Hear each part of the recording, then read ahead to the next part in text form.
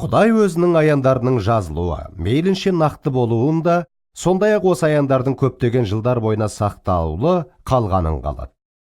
Сондықтан еврейлер қоғамында дін мұғалімі деп аталатын адамдар пайда болды. Олар кәсіпқой мамандар болды. Бала кезінен киелі жазбаны мүлтіксіз нақтылықпен көшіруге үйретілгендер. Мысалға, Езра кітабы 7-ші тарау 6-шы аятта.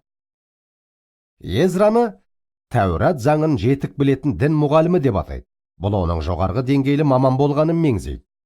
Дін мұғалімдер киелі жазбаны түсіндіріп қана қоймай, өз қолдарымен мәтінді әріп-әріпімен көшіретін. Уақыт өте келе, Құдайдың еркімен киелі жазбаны көшіруші және түсіндіруші басқа да топтар пайда болды.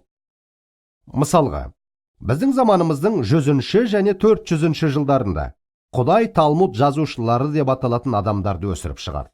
Бұл адамдардың жалғыз тапсырмасы киелі жазбаны әріптен әріпке дейін нақты етіп көшіру болды. Содан соң біздің заманымыздың 500 және 900-ші жыл аралығында оның еркімен жазушы масареттер пайда болды. Солар масареттік мәтін деп аталатын мәтін шығарды.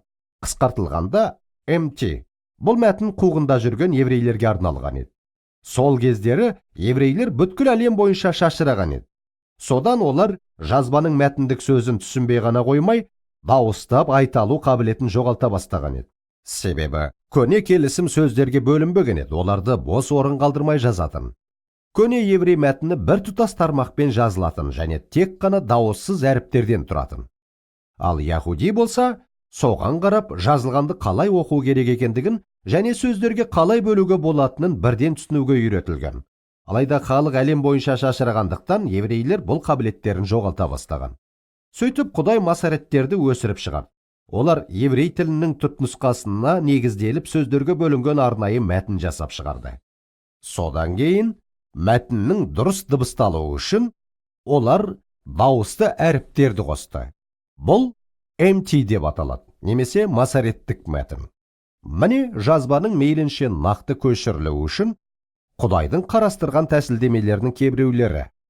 Мен сіздерге еврейлердің өздерінің қолжазбаларында қателіктер және де басқа да дәлсіздіктер енбеу үшін қандай нәрсеге жүгінгені жайында айтқанда таң қаласыз.